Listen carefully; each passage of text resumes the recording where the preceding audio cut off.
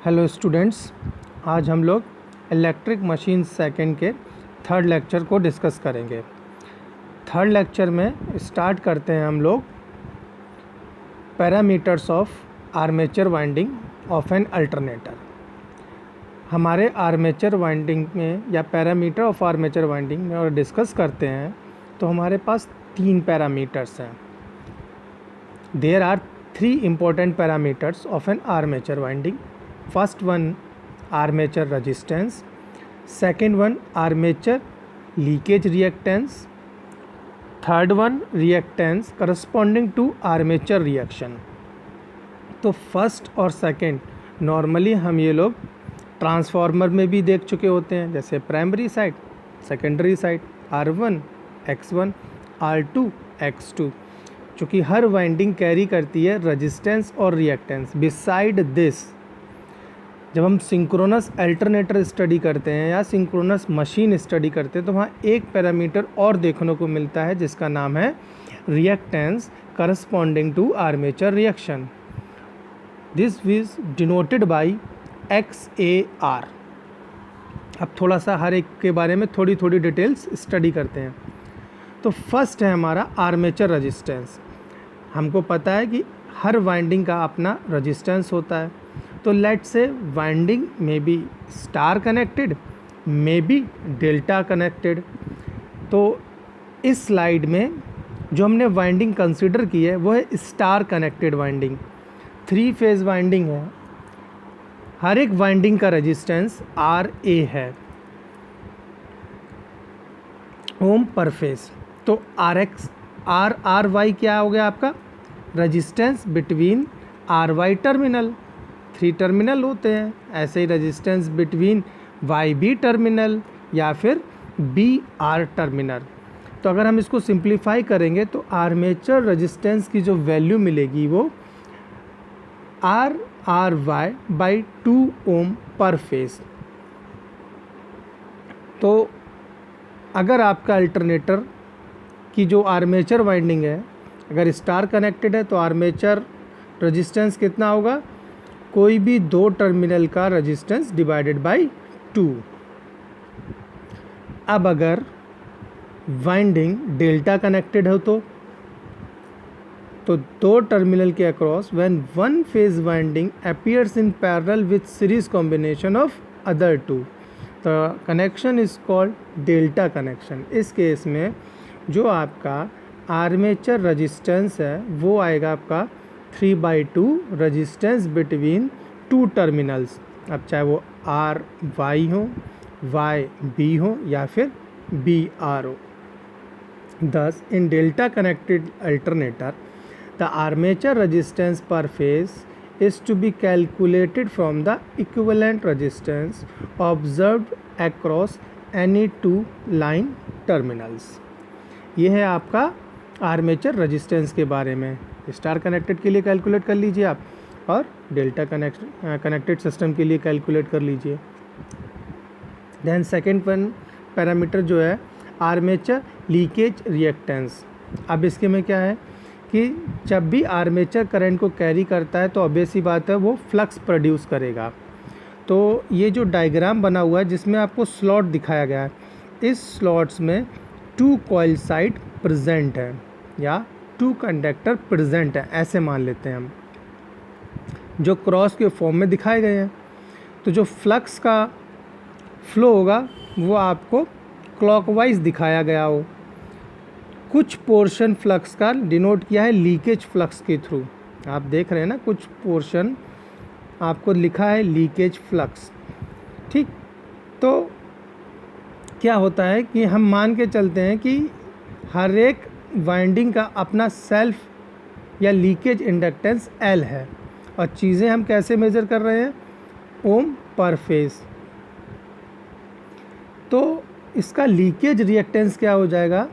XL। Normally reactance हमको पता है 2πfL होता है और चूँकि लीकेज है तो XL से रिप्रेजेंट कर देते हैं। तो XL is equal to 2πfL ohm per phase.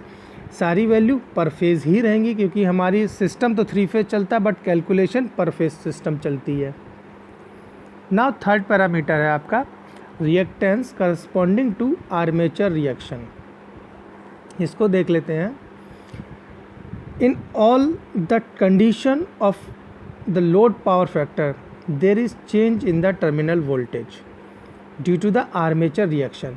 हमको पता है कि जो आपकी टर्मिनल, जैसे आपने अल्टरनेटर डिज़ाइन किया, आउटपुट पे या टर्मिनल आउटपुट पे जो वोल्टेज मिलनी है, टर्मिनल वोल्टेज मिलनी है, अगर हमारा practical load inductive in nature है तो उसके डीमैग्नेटाइजिंग इफ़ेक्ट के कारण तो रिडक्शन इन वोल्टेज हो जाता है।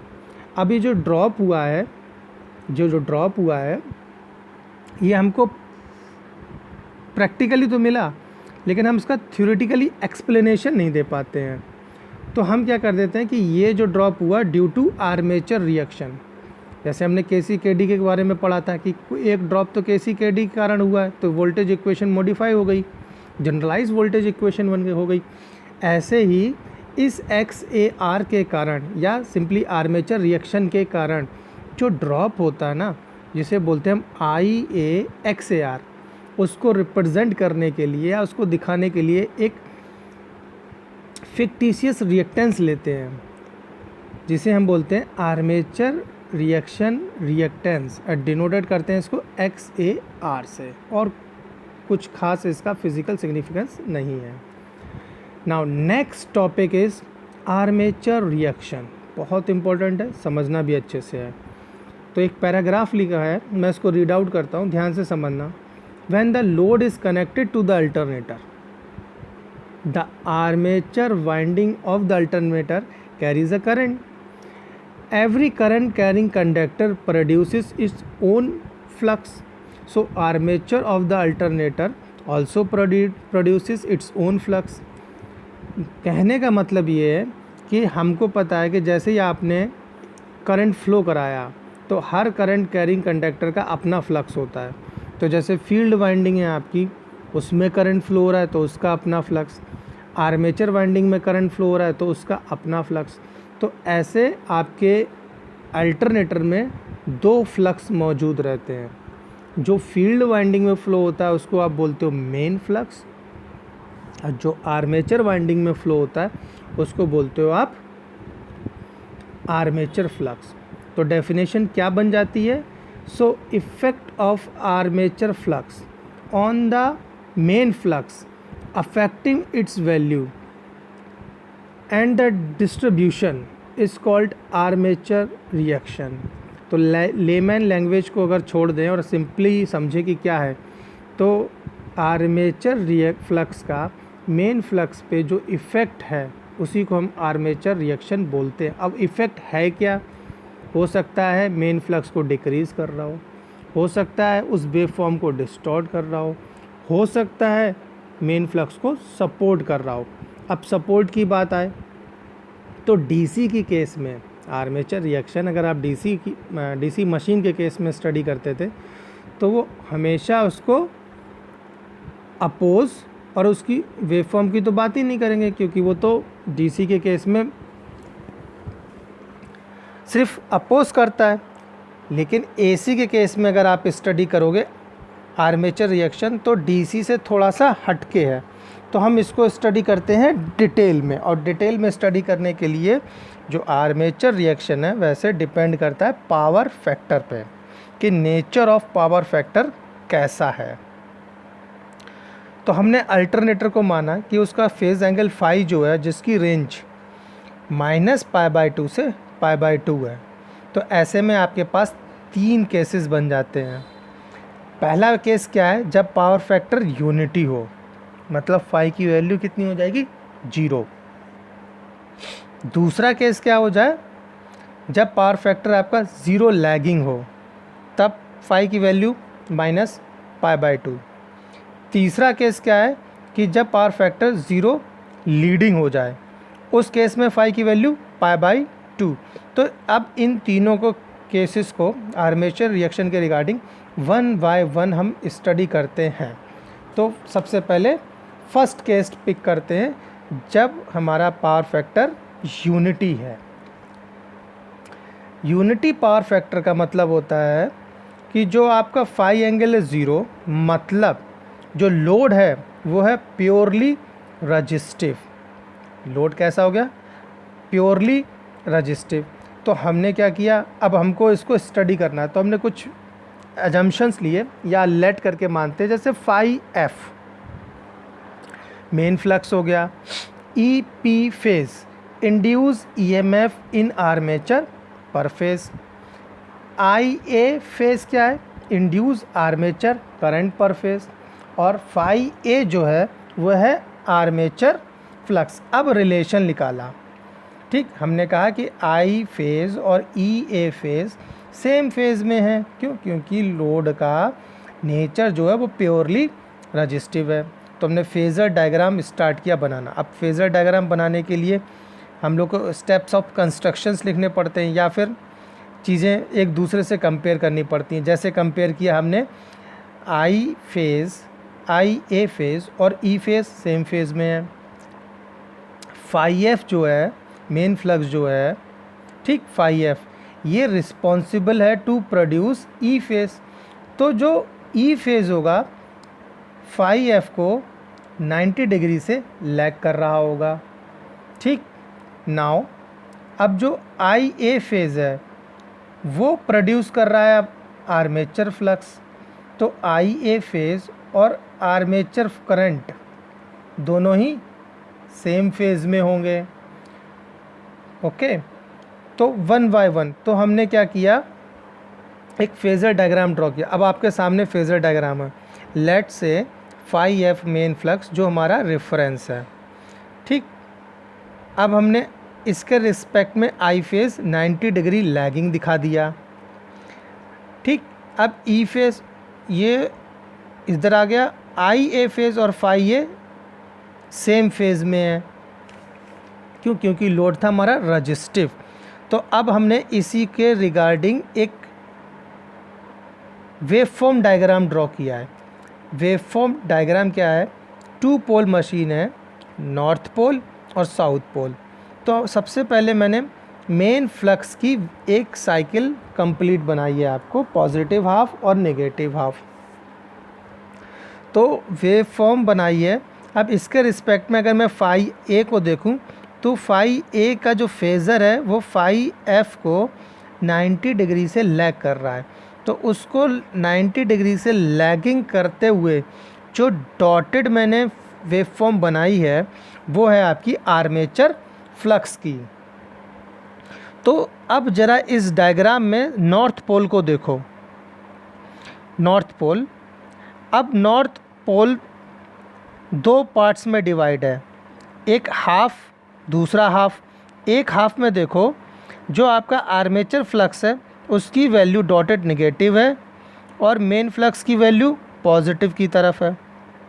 लेकिन इसी नॉर्थ पोल पे आप सेकेंड हाफ देखो तो जो वेवफॉर्म्स हैं, डॉटेड वाली जो आर्मेचर फ्लक्स की है और मेन फ्लक्स की, दोनों सेम डायरेक्शन पे। मतलब मैं कह रहा हूँ कि सेम ही अगर एक पोल को कंसिडर कर रहे हैं तो आर्मेचर फ्लक्स एक राइट हाफ पर या एक लेफ़्ट हाफ पर अपोज कर रहा है और उसी के राइट हाफ पे मेन फ्लक्स को सपोर्ट कर रहा है, ठीक। ये आपको दिख रहा होगा। तो क्या लिखा है?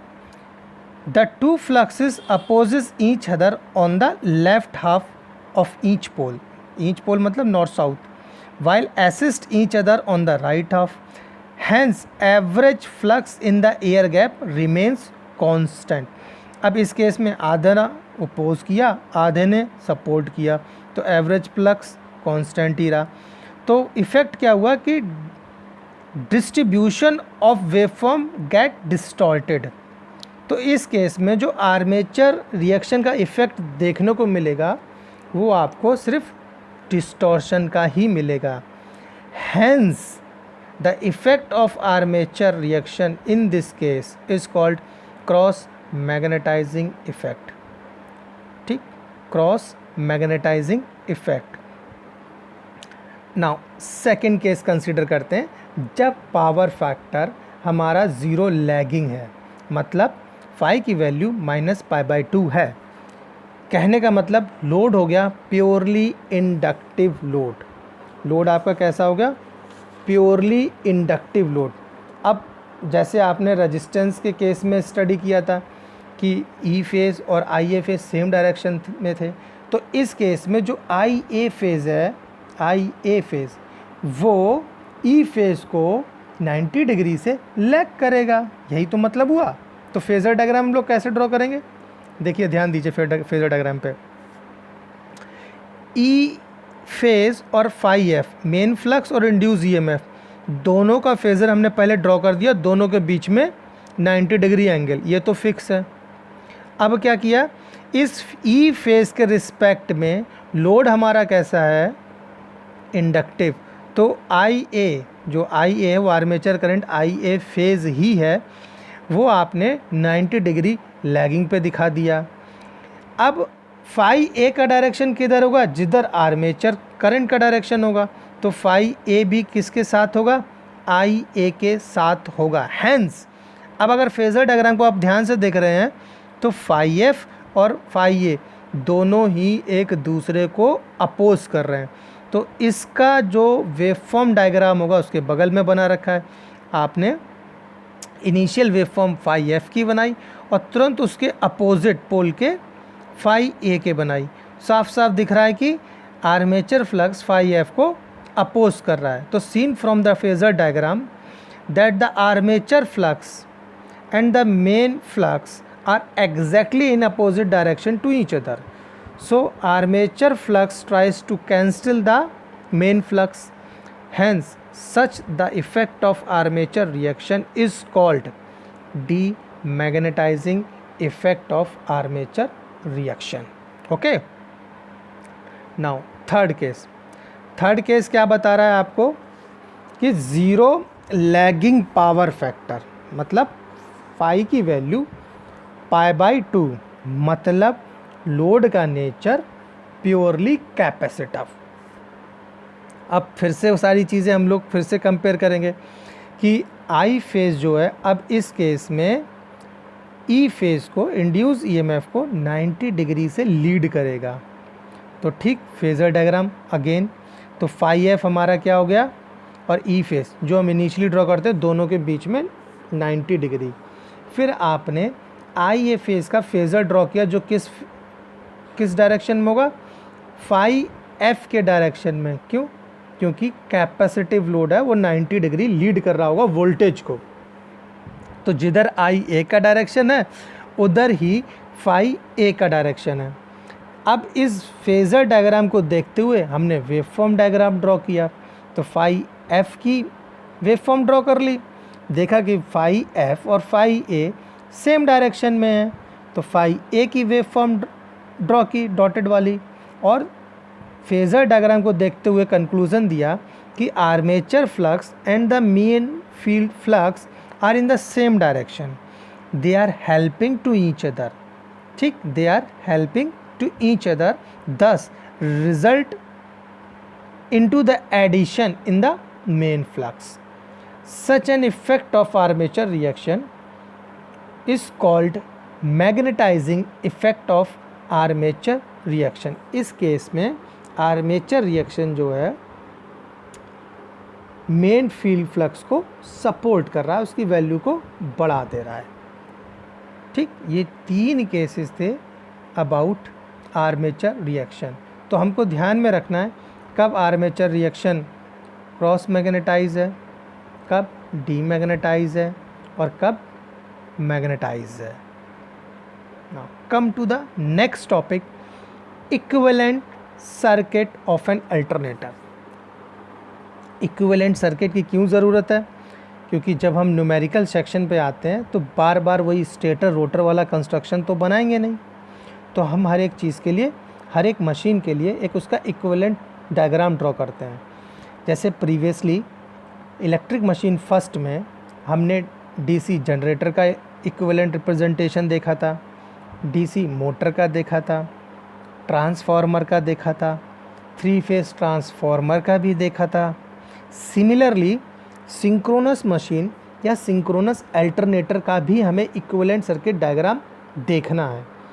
और होता क्या है, कुछ भी नहीं, हम सारे पैरामीटर्स को एक 2 प्लेन में दिखाते हैं। एक लम्प्ड नेटवर्क के फॉर्म में दिखाते हैं, ठीक। तो उसी को हम बोलते हैं इक्विवेलेंट सर्किट या equivalent circuit diagram of an alternator. तो अभी प्रीवियस जितने भी हमने वेरिएबल्स पढ़े, वेरिएबल से मतलब है armature resistance, armature leakage reactance, reactance corresponding to armature reaction, induced EMF या फिर टर्मिनल वोल्टेज। अब इन सब पैरामीटर को एक 2D डायग्राम से हम रिप्रेजेंट करेंगे। अब जो आपके सामने स्लाइड है इसमें मैंने इक्विवेलेंट सर्किट आपको दिखा रखा है। अल्टरनेटर है, ऑब्वियस सी बात है, उस पर लोड होगा। जो लोड होगा उसके अक्रॉस जो वोल्टेज होगी वो terminal voltage, that is VT।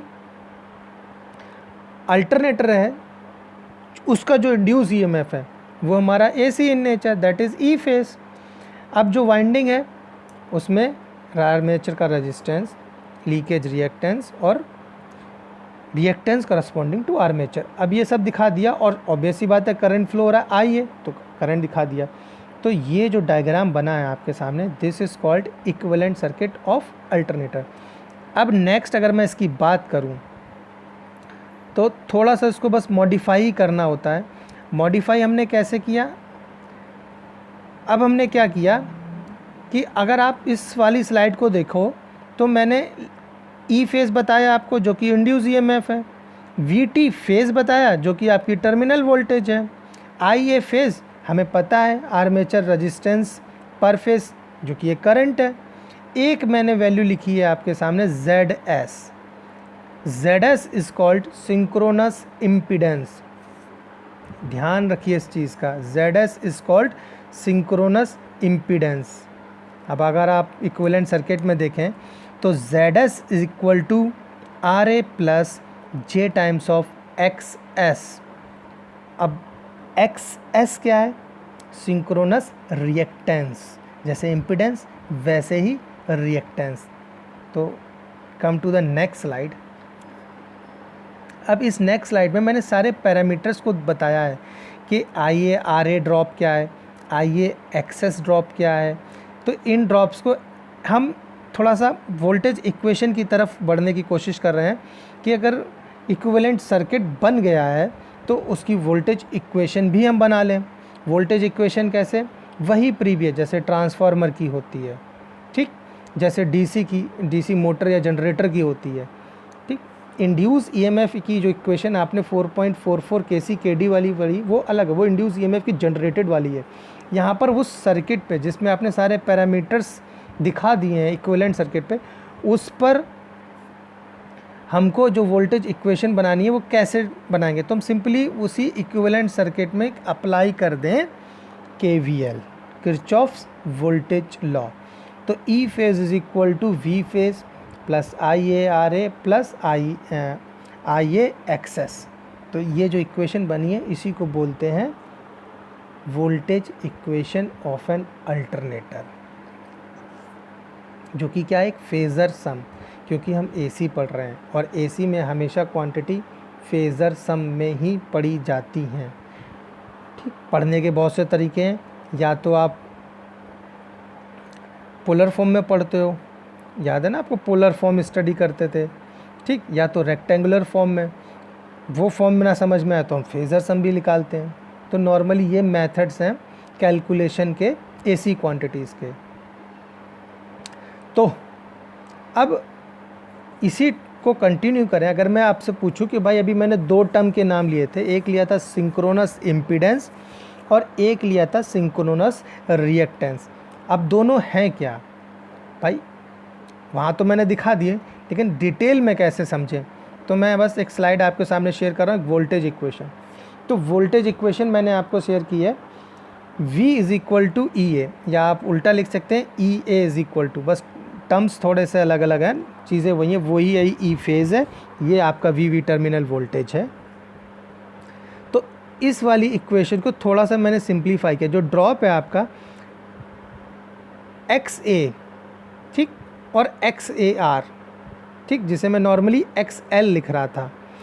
तो सिंक्रोनस इम्पीडेंस या synchronous reactance is equal to XL plus XAR। XL से रिप्रेजेंट किया है क्योंकि जिस बुक से मैंने ये लिया उसमें XA लिखा हुआ है, तो कोई कन्फ्यूज़न नहीं है, XL ही है। XL plus XAR is equal to synchronous impedance, sorry synchronous reactance. Similarly तो इक्वेशन आप मॉडिफाई कर देंगे, आप IA कॉमन ले लेंगे, ठीक। जब आप IA उसमें से कॉमन ले लेंगे तो क्या बचेगा आपके पास, XS। अब अगेन आपने फर्दर IA कॉमन लिया तो ब्रैकेट में आया RA plus XS, resistance plus reactance क्या होता है, impedance. Hence ZS is equal to RA plus J times of XS, the impedance ZS। जो आप इक्वेशन में ZS लिखा है यही आपका सिंक्रोनस इम्पीडेंस है, ठीक। तो अब इस वाले में हमने चीज़ें क्या की, हमने पैरामीटर समझे, हमने आर्मेचर रिएक्शन समझा, हमने इक्विवेलेंट सर्किट समझा, वोल्टेज इक्वेशन समझा, सिंक्रोनस रिएक्टेंस और इम्पीडेंस समझा। तो लास्ट जब हम चीज़ें ख़त्म करते हैं, पुरानी आदत है हमारी कि हम चीज़ें रिवाइज़ करते हैं। तो मैं फिर से अपनी पहली स्लाइड पे जाता हूँ। तो पहली स्लाइड थी मेरी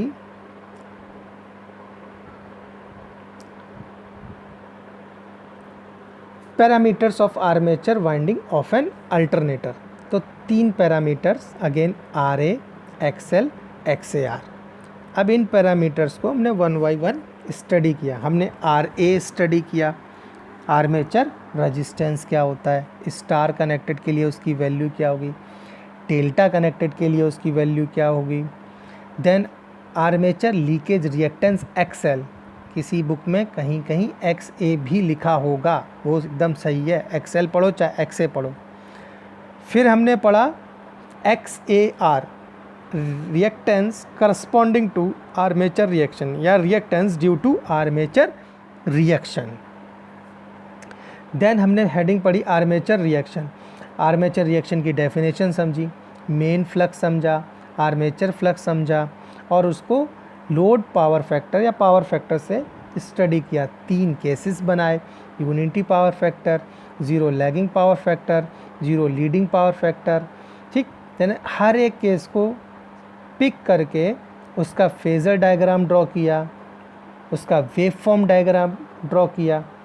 तो कहा कि फाइनल ये क्रॉस मैग्नेटाइजिंग है कि टी मैग्नेटाइजिंग है या मैग्नेटाइजिंग है। After that equivalent circuit study किया, आपके सामने इक्विवेलेंट सर्किट बना हुआ। फिर इस इक्विवेलेंट सर्किट को थोड़ा सा सिंप्लीफाई किया, कैसे XL और XAR को रिप्लेस किया XS से, जिसे सिंक्रोनस रिएक्टेंस बोला। अब RA प्लस XS को रिप्लेस कर दिया ZS से, जिसे सिंक्रोनस इम्पीडेंस बोला। तो रिएक्टेंस भी हो गया, इम्पीडेंस हो गया, जैसे इस डायग्राम में दिखाया गया है। इसमें मैंने आपको XS और ZS समझा रखा है। देन वोल्टेज इक्वेशन आपको समझाई, इस वोल्टेज इक्वेशन को आप और भी मॉडिफाई कर सकते हो in terms of synchronous reactance and synchronous impedance. तो ये था आज का पूरा टॉपिक। Thank you.